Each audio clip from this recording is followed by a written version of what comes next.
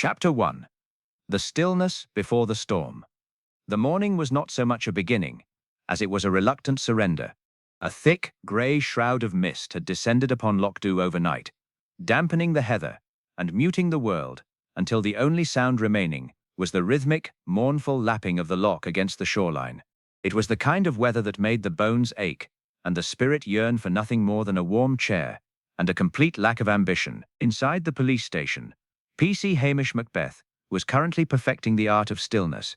He sat in his battered armchair, his long, lanky frame folded into a shape that suggested he might be part of the furniture, his eyes fixed on the small iron stove, where a pot of dark, strong coffee was beginning to emit a promising bitter aroma.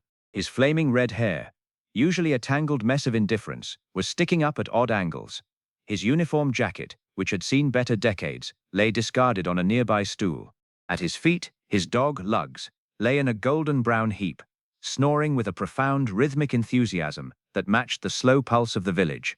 Hamish reached out a lazy hand, retrieved his chipped mug, and took a slow, steaming sip. He was currently avoiding the telephone, which had been sitting on the desk for an hour like a coiled viper. He knew if he answered it, it would be the duty sergeant in Strathbane, demanding a report on the local crime statistics, a task Hamish found profoundly irritating, mostly because the only crime in Lochdu usually involved a missing sheep or an overly enthusiastic disagreement at the pub. He preferred to let the phone ring itself into silence, a strategy that had successfully preserved his sanity for several years. Outside, the wind picked up, whistling through the cracks in the window frame and bringing with it the sharp, briny tang of the Atlantic. It was a day for staying indoors, for reading, for doing absolutely nothing of note. Hamish felt a surge of contentment. He had a full tin of biscuits, a fresh bag of coffee, and a pile of unread newspapers. It was, by all accounts, a perfect day. The tranquility was shattered by the sharp, persistent crunch of expensive, high-performance hiking boots on the gravel outside. Hamish didn't move, but his ears pricked up, a familiar, instinctive reaction.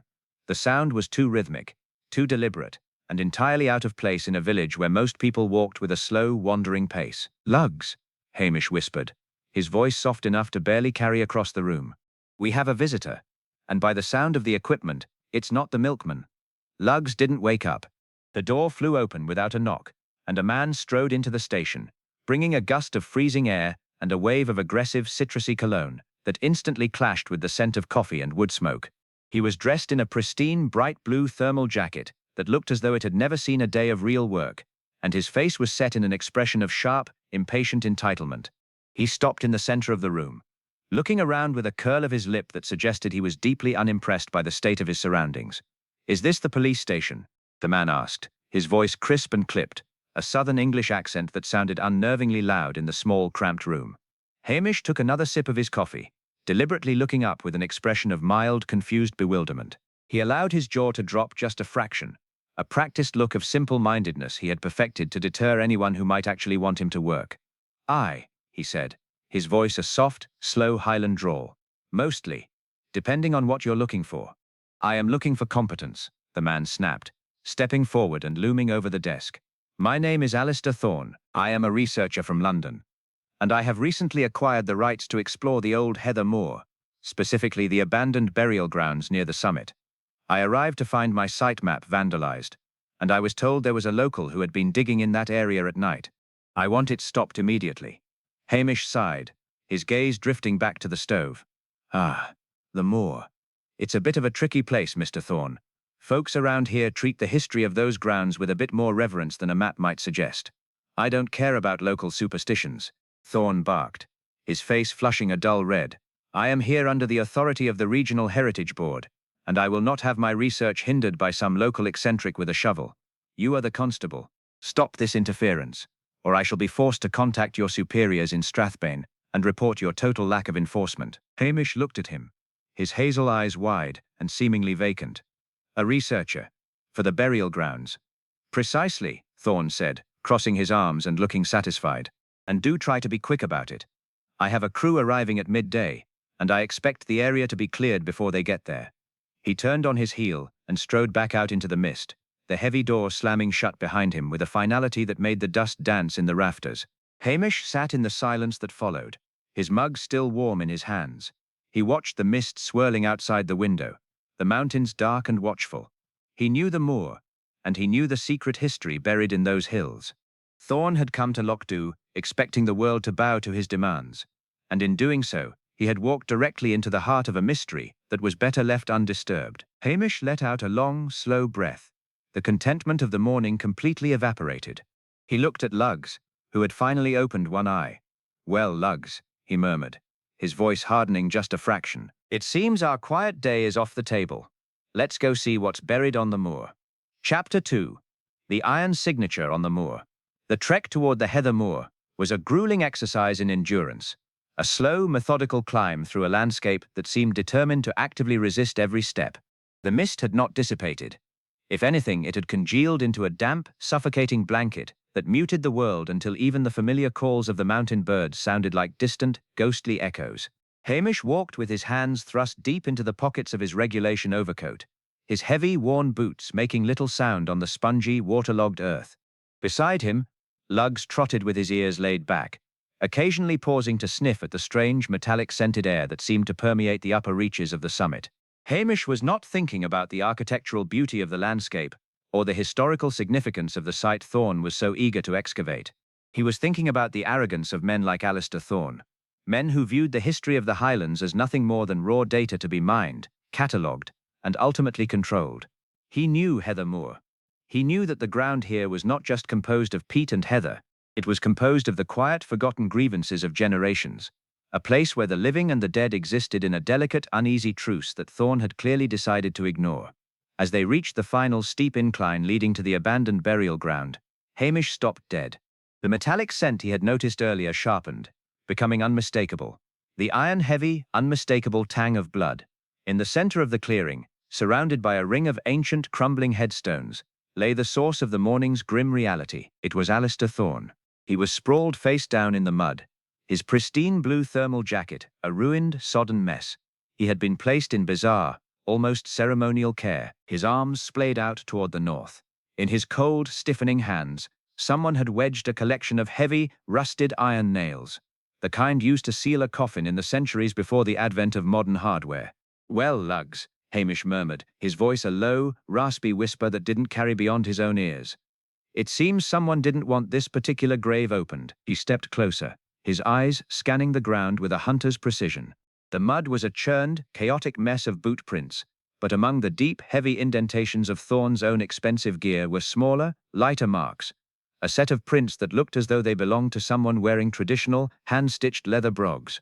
There was no sign of a struggle, no discarded weapons, just the profound, unsettling silence of the moor, and the creeping, inevitable realization that the peace of Lochdu had been shattered by something far more complex than a simple dispute over land rights. Hamish felt the familiar, crushing weight of professional duty settling over him like a leaden cloak. He didn't want this.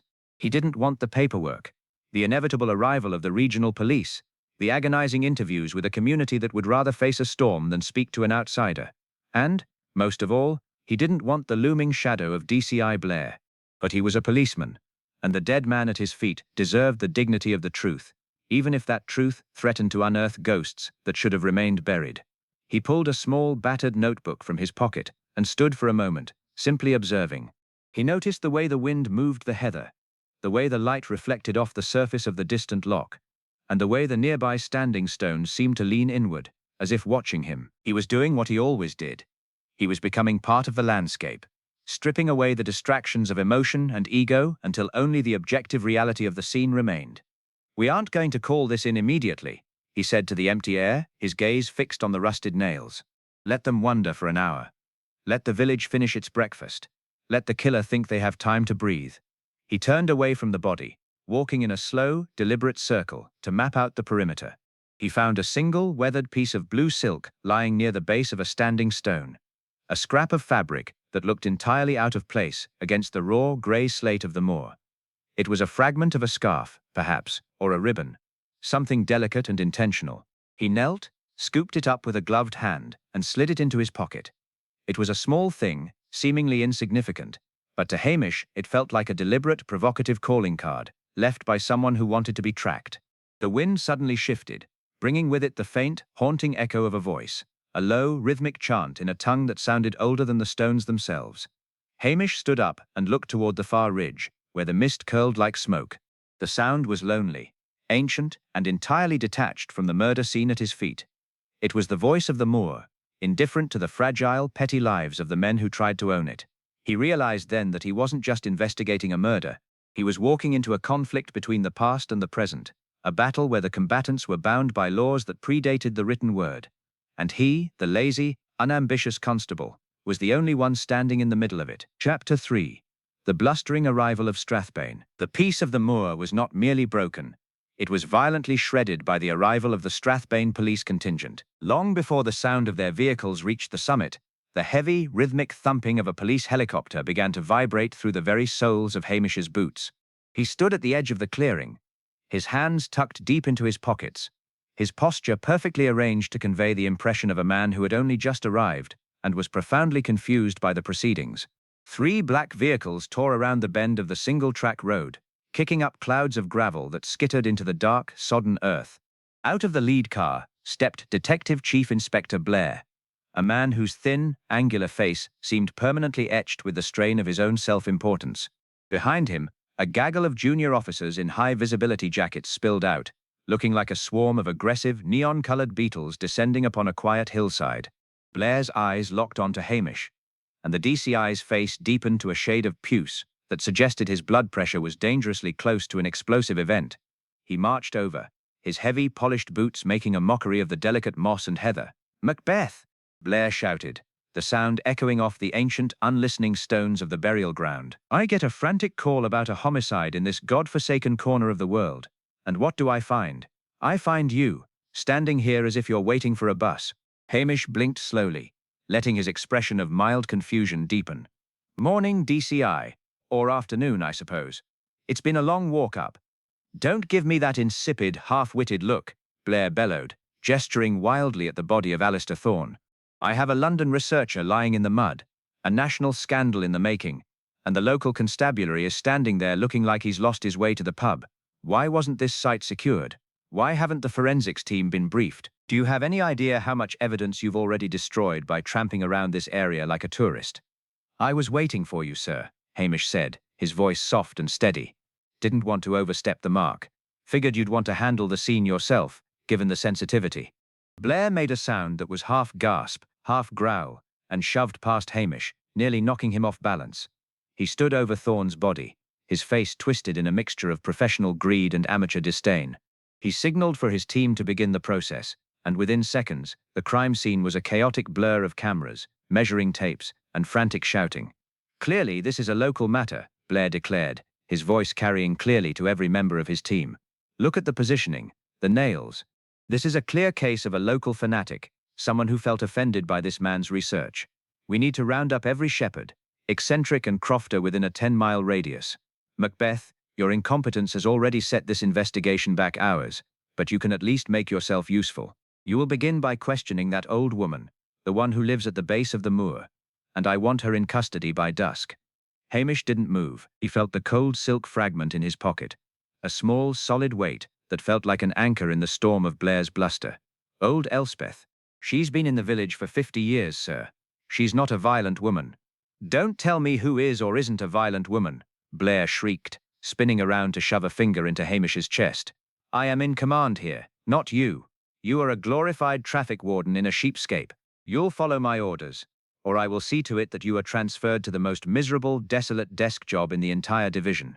Do I make myself clear?" Hamish looked at him, his hazel eyes wide and seemingly vacant, the perfect mask of the village policeman who was entirely out of his depth. "Clear enough, sir. Then get moving, and take your dog with you. The animal is a nuisance." Hamish turned away, whistling for lugs. As he walked toward the ridge, he could hear Blair still shouting orders, his voice growing fainter but no less abrasive. The DCI was already building his house of cards, convinced that the case was a simple matter of local resentment. He had no interest in the subtle, ancient threads of the crime. He wanted a quick, easy collar that would look good on his personnel file. Hamish stopped at the top of the ridge and looked back one last time. Blair was kneeling in the mud, his expensive trousers ruined, oblivious to the fact that he was trampling the very evidence that might lead to the truth. The investigation had become a theater of the absurd, and Hamish was the only one in the audience who knew the play was a tragedy. He adjusted his cap, his posture slumping into its usual lethargic state, and began the long, silent walk back to the village. The hunt had been framed as a local grievance, but Hamish knew it was something much older and much deeper. He had to reach Elspeth before Blair's men did, not because she was guilty, but because she was the only one who could tell him why a man had been killed with coffin nails, and why the Moor had suddenly decided to wake up and start hunting the living. Chapter 4. Whispers in the Post Office. The village of Lochdu had the peculiar, unnerving quality of a closed system. Everyone knew everything, yet nothing was ever truly said aloud. To survive, one had to listen not to the words being spoken, but to the silences that followed them. As Hamish navigated the narrow, rain-slicked streets, he felt the heavy, suspicious gaze of a dozen residents peering from behind lace curtains. The news of Thorne's murder had travelled faster than the mountain wind, and the arrival of Blair's circus had turned the village into a powder keg of resentment. His first stop was the post office, a cramped, warm space that served as the true headquarters of the village. Mrs. McLean, a woman who possessed the uncanny ability to know a letter's contents before it was even opened, was behind the counter, her eyes sharp as a hawk's. She didn't offer a greeting, merely a long, assessing look that made Hamish feel as though he were standing naked in the center of the square. He was a loud one, that Englishman, she remarked, her voice flat and devoid of its usual chatty rhythm. He didn't just walk into a room, he claimed it. Demanded access to the old church archives, he did. Keep talking about the legality of occupancy. He didn't know that the land doesn't belong to the deeds in this place, Hamish. It belongs to history. He was asking about the archives, Hamish asked, leaning casually against the counter, as if he were merely waiting for the rain to let up. He kept his eyes on a stack of envelopes, projecting the image of a man whose brain was currently in neutral. Obsessively, Mrs. McLean confirmed, sliding a ginger nut biscuit across the counter toward him. He was convinced there was a gap in the records, a stretch of time where the ownership was murky. He thought he could leverage that to force the old families out. He had no idea what he was stirring. Some things are forgotten for a reason, Hamish. If you start digging, you're bound to find more than just dirt. Hamish thanked her and moved on to the local curry shop, a small, aromatic refuge where he knew he could find a bowl of spicy dal, and more importantly, the proprietor, a man named Patel, who often had a ringside seat to the village's more nocturnal habits. The shop was empty, save for Patel, who looked weary as he scrubbed a prep table. "Bad day, Constable?" Patel asked, nodding toward the window where a police car was currently parked, its blue light flashing in a rhythmic, irritating strobe against the wet stone. "The worst, Patel. Blair is in his element, and I am the target of his infinite capacity for rage. I need a bit of fuel to keep going." Patel served him a bowl of steaming dal, his eyes lingering on Hamish's face. "The Englishman was here last night. He was drinking, loudly. He kept talking about a meeting at the moor. He said he had an appointment with the true owner of the property. He seemed terrified, underneath the arrogance. He kept checking his watch, expecting someone to meet him in the mist." "A meeting?" Hamish pressed, keeping his voice light, as if he were merely making polite conversation. "Did he mention a name?" "No," Patel replied, leaning in. "But he said something that stuck with me. He mentioned the nails. He said he was going to expose the coffins of the past. He figured he could pay someone to verify his fraudulent land claims. He was laughing about it, but his hand was shaking so hard he spilled his whiskey. He knew he was playing a dangerous game, Hamish. He knew the history of this place was bigger than his checkbook." Hamish finished the dal and retreated into the cooling air. The pattern was becoming agonizingly clear. Thorne hadn't been killed for money. He had been killed for his ignorance. He had stumbled upon a secret that had been guarded for decades, a truth that threatened the very foundation of the village's identity. The murder was a defensive act, a desperate, violent strike to silence a man who refused to respect the boundaries of the past. He stood for a moment in the shadow of the stone walls, looking toward the distant mountains where the moor lay. Blair was busy arresting the innocent, chasing shadows and building a case based on prejudice rather than evidence. Hamish knew he had the pieces now, but he also knew that to put them together, he would need the help of someone who understood the social dynamics of the Highlands better than anyone. Someone who could open the doors that were currently being locked in his face. He thought of Priscilla, and for the first time that day, a thin, grim smile touched his lips. He was deep in the game now. The stakes were personal, and the truth, he knew, was lurking just around the corner, waiting to be unearthed. Chapter 5. The Conservatory Confession. Hamish stood before the heavy oak doors of the Halberton Smythe estate, his damp uniform coat clinging to his frame like a second uncomfortable skin. The sprawling manor, a bastion of old money and stiff upper-lip propriety, felt a world away from the gritty, mud-slicked reality of the moor. He hesitated for a moment, wondering if he should have changed, before deciding that appearing as the rumpled, slightly desperate local policeman might actually serve his cause. It was, after all, the role he played best. Priscilla was in the conservatory, a glass-walled sanctuary filled with the smell of wet earth and exotic forced blooms. She was adjusting the stems of a particularly stubborn orchid, her movements fluid and precise. She looked up as Hamish stepped through the glass doors, her eyes flickering over his bedraggled appearance with a mixture of amusement and concern. "Hamish," she said, her voice cool and perfectly modulated. "You look like you've been dragged through a peat bog by a particularly grumpy sheep. I assume this has something to do with the researcher found on the moor." "The researcher is dead, Priscilla," Hamish replied, sinking into a wicker chair that looked far too delicate for his frame. He didn't bother with the pleasantries. He knew she would see right through them, and DCI Blair is currently tearing the village apart looking for a killer who fits into his tidy little boxes. He's convinced it's a simple grievance over land rights, but he's missing the forest for the trees. Priscilla set her shears aside and walked over, leaning against a potting table. "And you, being the perpetually lazy Bobby, have decided to solve it yourself rather than let the Strathbane police make a spectacle of themselves. I have decided that Blair's version of the truth is going to get an innocent woman put away for the rest of her life," Hamish said, his gaze fixed on the floor. Thorne wasn't just a researcher, he was a fraud. He was looking for the legal gap in the ownership of the Heather Moor. He believed the land didn't belong to the people who were currently holding the deeds, but to a hidden, suppressed line of descent he'd fabricated to extort the villagers. Priscilla's expression tightened. She knew the Moor's history, and she knew her own family tree. It was the skeleton in the village's closet, a tale of a stolen legacy that had been whispered about for 50 years. If he had found proof of that, Hamish, he would have been sitting on a powder keg. If the current ownership of that land were proven fraudulent, the entire social hierarchy of the village would collapse. Families would lose their homes. Reputations built on generations of landed status would be destroyed overnight. "Exactly," Hamish said, looking at her. "Which is why he was murdered." It wasn't about the history Thorne was going to exploit. It was about the destruction he was going to leave in his wake. The killer wasn't defending their land. They were defending their identity. Priscilla paced the length of the conservatory, her footsteps muffled by the damp moss on the floor. "So, you have a motive. But do you have a suspect? Someone who had access to the archives? Someone who was deeply invested in the status quo? And someone who would know how to use an ancient symbol like the coffin nails to deliver a warning?" Hamish pulled the blue silk fragment from his pocket and placed it on the table between them. Priscilla picked it up, her brow furrowing as she examined the delicate fabric. "This," Hamish said softly, "was found at the scene. It's no hiker's jacket. It's a ribbon from a Victorian-era burial shroud, the kind that old Elspeth keeps as keepsakes, claiming they protect the moor." Priscilla looked at him, her eyes searching his face. She knew him well enough to see the exhaustion behind the mask of laziness, the quiet intelligence that he worked so hard to hide from the world. "You're in danger, Hamish. The person who killed Thorne believes they are acting for the good of the community. They have the righteous conviction of a martyr. They won't stop at one death if they think they're protecting the village's future." "I know," Hamish replied, standing up. "Which is why I need to move before Blair rounds up the usual suspects. I need to know who had the most to lose from Thorne's research. I need the family trees, the old marriage records, and the list of people who were actively opposing the excavation." Priscilla reached out and placed a hand on his arm, her expression softening. "I can get you the records, Hamish. My father's library has the entire parish history dating back 2 centuries. But you have to promise me you won't do anything reckless.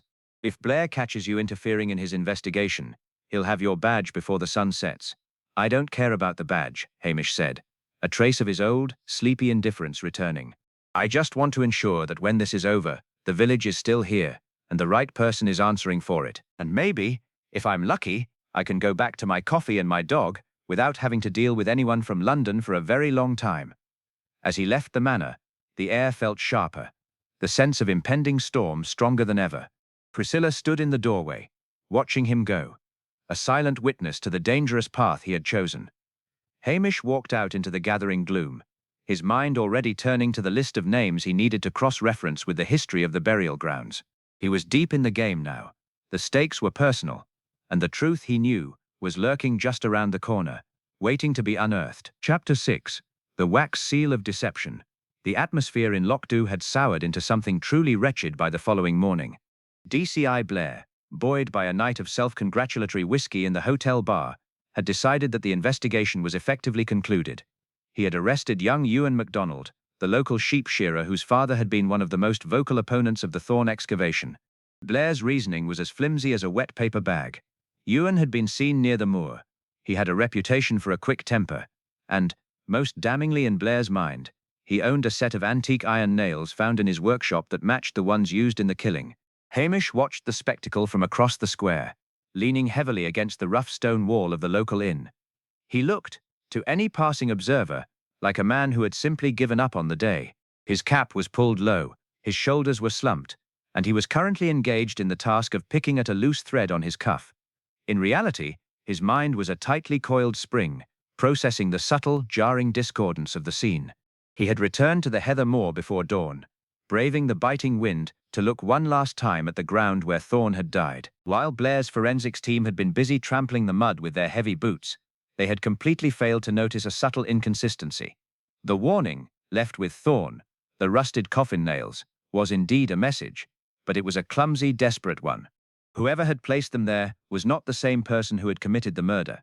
The kill itself had been clinical, precise, and executed with an ancient, silent strength that belied the theatricality of the nails.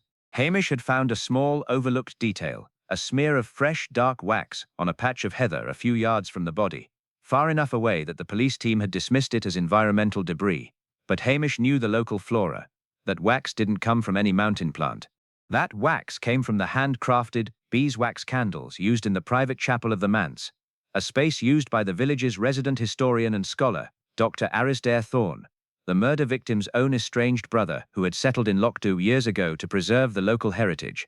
He felt a cold, sharp prickle of realization. The murder wasn't about the land development at all. It was about the genealogy. The victim, Alistair, hadn't just been looking for land deeds. He had stumbled upon evidence that the village's official lineage, the very lineage Dr. Arisdair Thorn had spent 30 years curating and documenting, was a deliberate, systematic fabrication. If the family trees were a lie, then every claim to local status, every family legacy, and Dr. Thorn's entire reputation as the guardian of Highland history would be incinerated in a single moment of exposure.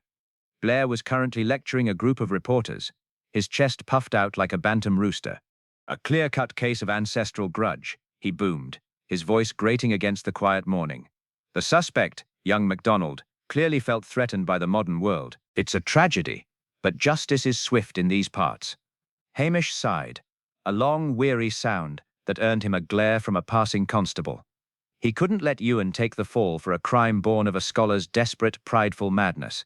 He needed to force the truth into the open without becoming the target of the doctor's righteous, violent conviction. He needed a distraction, something that would cause the killer to panic and abandon the rigid, protective facade they had maintained for so long. He wandered toward the doctor's study, his feet crunching on the gravel. He saw Dr. Arisdair Thorn through the window, sitting at his desk, his back straight as a ruler, staring blankly at a blank sheet of parchment. Hamish raised his hand and knocked on the heavy timber door. It opened slowly, revealing the man's pale, composed face. "Constable," the doctor said, his voice calm, almost serene. "Have you come to tell me about the arrest? It seems a terrible business, but justice must be served." "It's a terrible business indeed, Doctor," Hamish said, looking him directly in the eye, his own gaze deceptively vacant. "But I found something else in the mud this morning, a scrap of silk, caught in the heather. It had the crest of the burial shroud on it, but the date was all wrong. It looked like it had been hand-stitched by someone who knew the exact techniques of the old ways. If the lineage records are built on a sewing needle rather than the bloodline, well, that would be quite the story, wouldn't it?" The doctor's hand, which had been resting on the edge of the door, twitched. His complexion paled, turning the color of ash. For a heartbeat, the serenity slipped, revealing a raw, jagged chasm of fear and fury. "The records are sacred, Hamish," he whispered, his voice trembling. "They are the truth of this village." "Are they?" Hamish asked, his voice soft, almost sympathetic. "Or are they just a story you've been telling for a very long time? I'm going to the hotel now, to meet those reporters. I thought you might want to know." Hamish turned and walked away, his heart pounding his ribs. He had planted the seed. The red herring was fading, and the real killer was now on the precipice of ruin. He had a few hours before the chaos would erupt, and in that time, he had to make sure he was ready for the end of the play. The trap was set, and the silence of the moor was about to be broken for good. Chapter 7. The Mirror of Lost Ancestors. The air inside the station felt heavy and stagnant, the silence punctuated only by the occasional sputter of the oil lamp and the rhythmic, insistent ticking of the wall clock. Hamish sat at his desk, staring down at the blue silk ribbon and the memory of Dr. Arisdair Thorne's face. The pieces were beginning to align with a terrifying, jagged clarity. It was never about the archaeological site, and it was never about the development rights. Alistair had been an amateur historian with a dangerous amount of intellectual curiosity, and he had made the fatal mistake of treating the village's past as a puzzle to be solved, rather than a sanctuary to be left undisturbed. The motive, Hamish realized, was anchored in preserving a manufactured nobility.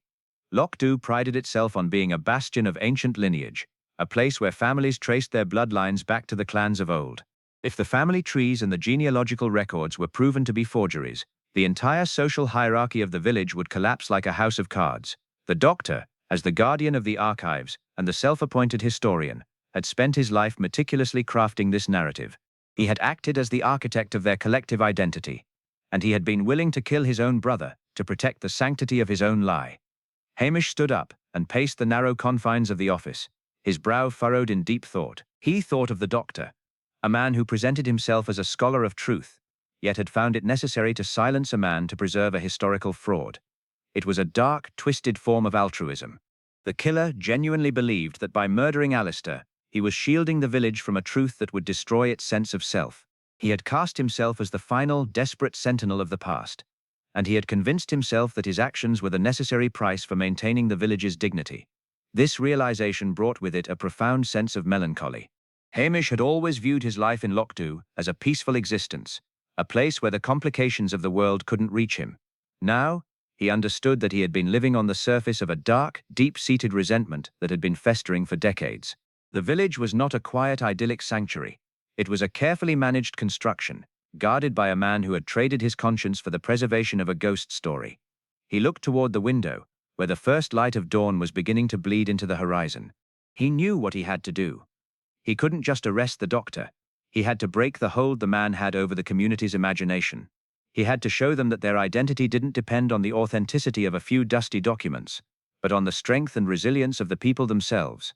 He reached into his desk and pulled out a small, leather-bound journal he had quietly swiped from the doctor's study weeks ago, a private diary of Dr. Arisdair Thorne's that contained his genuine, private thoughts regarding the construction of the village records. It was a mirror of his descent into obsession. The diary was not a weapon, but a confession. Inside, the truth was starkly recorded. The true ancestors of the village were not the noble clans the doctor had invented, but the hard-working, resilient crofters who had carved a life out of the unforgiving landscape. It was a history far more honorable than the fabrication the doctor had been clinging to. Hamish felt the weight of the diary in his hands. He had the power to shatter the doctor's hold, but he also held the power to offer the village something much better, the truth about their own strength. He knew the confrontation would be messy. Blair would likely try to claim the credit, and the village elders would be scandalized by the exposure. But as he looked at the diary, he felt a flicker of hope. He had to prepare for the end of the play. He had to ensure that when the truth was finally revealed, it wouldn't be the end of Lochdoe, but a fresh, honest beginning. He tucked the diary into his coat, checked the latch on his station door, and stepped out into the crisp, morning air. The wind had died down, and the world was silent, waiting for the storm that was about to break. He walked toward the manse, his heart steady and his purpose clear. The lazy, sleepy constable was gone. In his place was a man who understood that sometimes, to save something, you have to be willing to let it burn. He was ready for the doctor, and he was ready for the truth. Chapter 8. The Bait in the Shadow. The man stood at the edge of the village, a sturdy, granite-walled structure that seemed to huddle against the hillside as if trying to hide from the elements. The rain had intensified, turning the narrow path into a slick ribbon of mud. Hamish walked with his shoulders hunched, his hat pulled low to shield his eyes from the biting wind. Every instinct in his body was screaming at him, but he forced himself to adopt his customary, slouching gait. He had to appear like a man out for a wet, miserable stroll, not a policeman closing a net. He reached the heavy oak door and lifted the iron knocker. When the doctor opened it, he looked startled, his eyes darting toward the heavy raincoats hanging in the hallway. "Hamish, at this hour?" the doctor asked, his voice retaining its smooth, practiced calm. "Come in, man. You'll catch your death." Hamish stepped inside, shaking his coat and letting it drip onto the flagstone floor. "Apologies, Doctor. I've been wrestling with that diary all day. Blair is so convinced it's the sheep shearer that he won't even look at the evidence. I'm starting to think he's missed something vital. And frankly, I'm out of my depth. I found another piece of paper tucked in the back of the diary. A genealogy chart. It seems Alistair wasn't just here for land excavation. He had proof of an old illegal forgery, a lineage fabrication that happened 50 years ago. He was going to take it to the regional authorities. He thought it would ruin the village's reputation." The doctor's hand, which had been reaching for a decanter of sherry, froze in mid-air. He didn't look at Hamish. He stared at the dying fire in the hearth, his profile sharp against the flickering orange light. "A tragedy," the doctor whispered. "To lose one's life over a piece of paper. Isn't it?" Hamish continued, his voice low and seemingly aimless. "The strange thing is, the person who killed him must have known exactly what was in those papers. They weren't looking for money.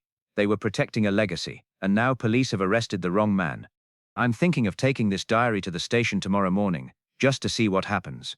If the killer is still in the village, they'll see me walking in, and they'll know the game is up." Hamish stood up, acting as if the effort was too much for his lethargic frame. "I'm going to leave it in my locker at the station tonight. Safer than in my pocket, I suppose. I've told everyone in the pub that I'm taking it to the superintendent in the morning. I suppose I should get some sleep." He turned to leave, but stopped at the door, as if an afterthought had struck him. "I almost forgot, Doctor. Would you mind if I left my bag here? It's heavy, and I'm just going to walk home with lugs. I'll pick it up on my way to the station at dawn." The doctor turned, his eyes searching Hamish's face. For a moment the mask slipped, and Hamish saw the raw, desperate fear beneath. The doctor nodded, his throat moving as he swallowed hard. "Of course, Hamish. Leave it there. I shall be up early to prepare for the day." Hamish walked out into the cold, driving rain, his heart hammering against his ribs like a trapped bird.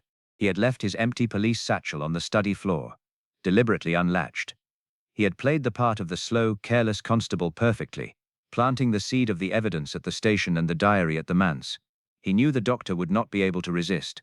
The killer believed he was smarter than the policeman, that he could easily retrieve the incriminating document before anyone was the wiser. Hamish had not brought the real diary to the manse. He had left the genuine article in the one place he knew it was safe, the bottom of a locked fireproof tin under his own kitchen stove. As he walked home, the wind howling around the mountains, Hamish felt a grim satisfaction. He had set the trap, and he had made himself the bait. He didn't have to catch the killer in the act of murder.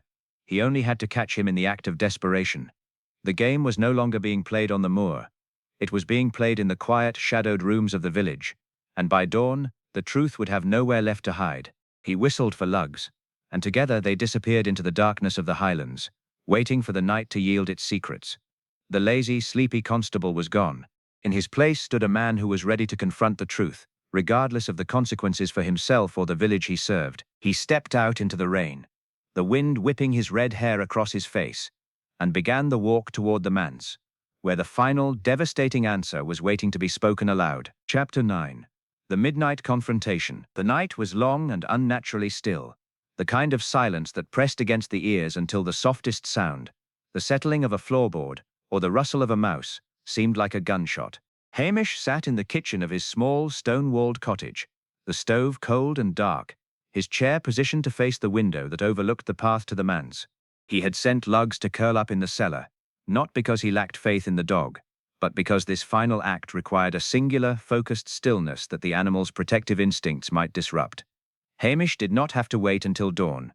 At 3 a.m, a shadow broke loose from the lane's darkness. It moved with a hurried, jerky gait that contrasted sharply with the measured, dignified pace of the man who usually walked it. The figure didn't approach the front door of the police station. Instead, it moved toward the side window, the one Hamish had deliberately left unlocked. Hamish stood up, his joints popping in the quiet room. He didn't rush. He moved with a practiced, heavy grace, picking up his service torch and a coil of sturdy rope he kept for lashing down equipment in the back of his Land Rover. He stepped out the back door and circled the perimeter of his station, staying in the deepest pockets of shadow. When he reached the side window, he saw the figure already halfway through the frame, a flashlight beam dancing wildly over the desk where the empty satchel lay. The intruder, Dr.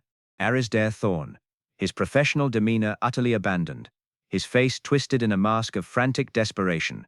was tearing through the papers, his breath coming in ragged, sobbing gasps. He looked less like a man of science and more like a cornered animal, his movements clumsy and violent. Hamish entered the room, flicking on his own torch. The light hit the doctor squarely in the face, blinding him. The man let out a strangled cry and spun around, losing his balance and crashing into the desk with a heavy wooden thud. "Looking for something, doctor?" Hamish asked. His voice was not the lazy, lilted monotone he used for the tourists. It was cold, precise, and devoid of any pretense of stupidity. The doctor stood up, clutching the edge of the desk for support. The recognition in his eyes was immediate and devastating. "Hamish, I was looking for the diary. I knew you had it. You were going to destroy the village with it. You were going to drag us all into the mud."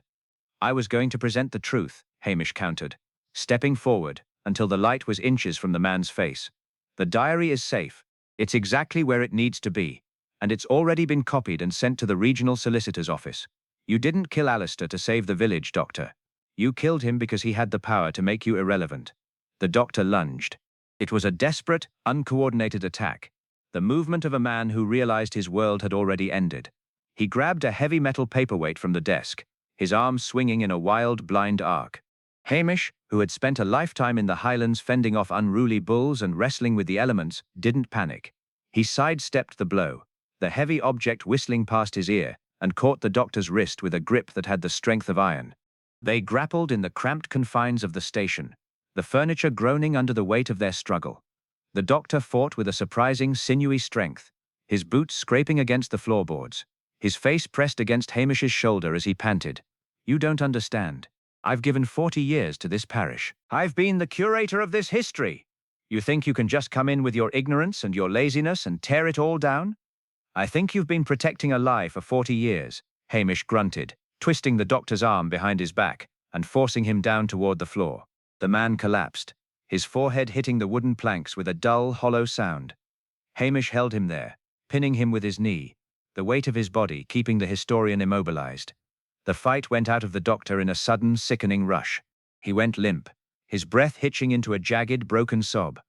"I did it for them," he whispered, his voice muffled by the floor.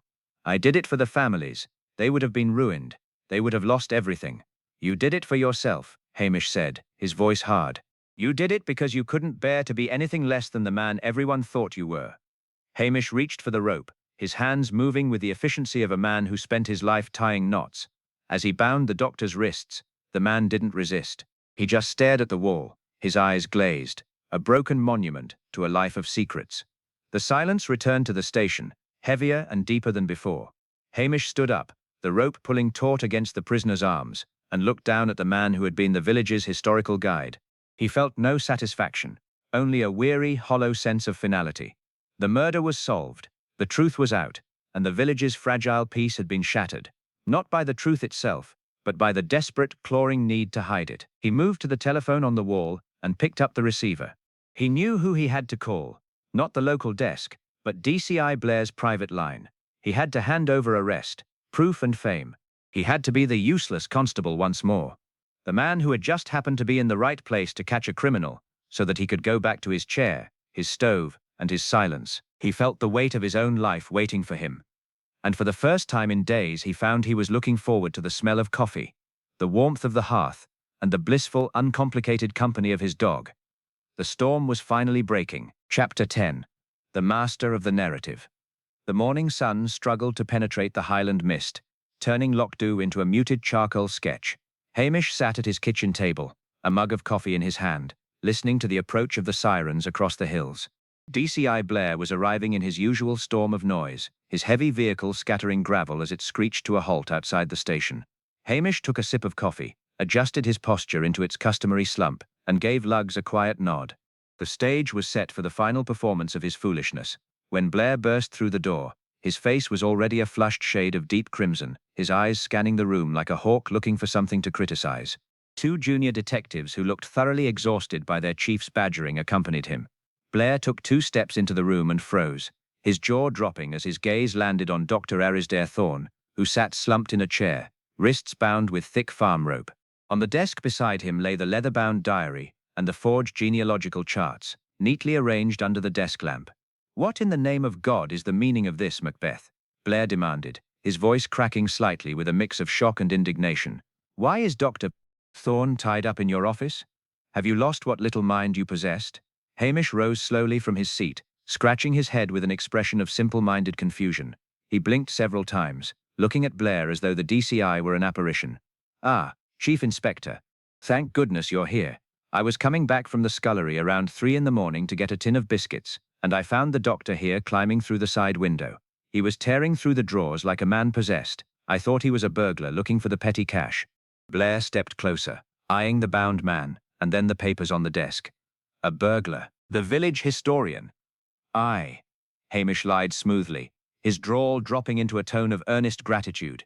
I tried to ask him what he was doing, but he threw a metal paperweight at my head. Well, I tripped over the rug trying to dodge it, and I happened to knock him down into the corner. While he was stunned, I remembered what you said yesterday, sir. You said the killer was someone close to the archives, so I tied his hands with some spare rope from the Land Rover and looked at what he was trying to steal. Blair's eyes widened as he processed Hamish's words. He picked up the diary and flipped through the pages, his expression shifting rapidly from skepticism to predatory excitement. You mean to tell me he was trying to destroy these documents? That's right, sir, Hamish said, looking utterly awed by Blair. Your brilliant pressure on the village made him panic.